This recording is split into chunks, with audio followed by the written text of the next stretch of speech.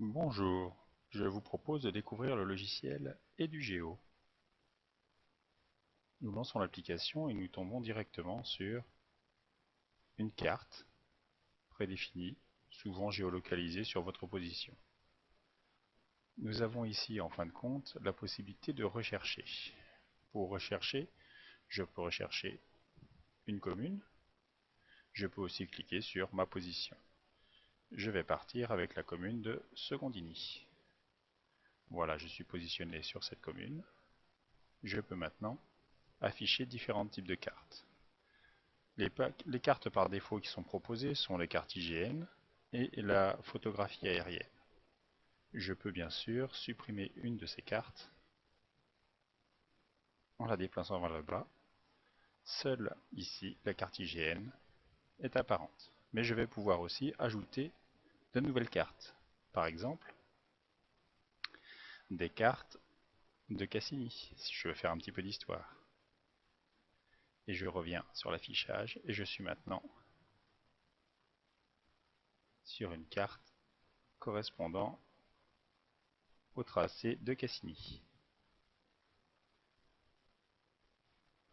Toujours le même principe pour changer de carte, je peux en afficher que deux à la fois. Donc je suis obligé de supprimer une des deux cartes pour pouvoir revenir aux autres fonctions. J'ai aussi des cartes d'occupation des sols, par exemple une carte de relief. Et cette carte de relief va me permettre de visualiser le relief au niveau de toute une région. Ici, on voit parfaitement se former le massif.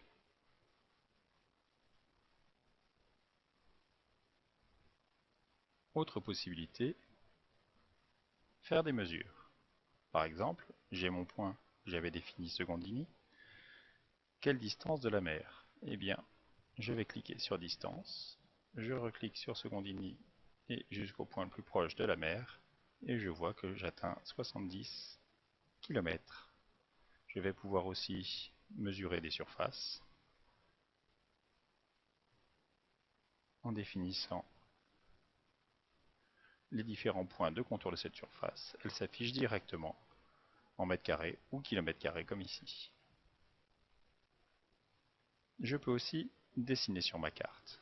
Pour dessiner, je peux mettre des points de légende, des polygones, simplement des lignes. Donc repérer différents points comme je l'ai déjà fait. Tracer des lignes en définissant le point d'arrivée, le point de départ. Et pour finir, je peux configurer différents paramètres. Par défaut, je peux utiliser le GPS. Et pour avoir une connexion hors ligne, bien sûr ici je suis toujours en ligne avec la gestion des cartes, elle se charge au fur et à mesure. Si je veux pouvoir travailler sans avoir de connexion Wi-Fi ou Internet, il faut alors que je coche ici la quantité d'informations que je veux mettre en cache, et comme ça je pourrai démarrer l'enregistrement des données et revenir plus tard sur le travail à réaliser sans être connecté. Voilà pour une rapide présentation d'EduGeo. Bien sûr, cette application peut être utilisée dans beaucoup de disciplines.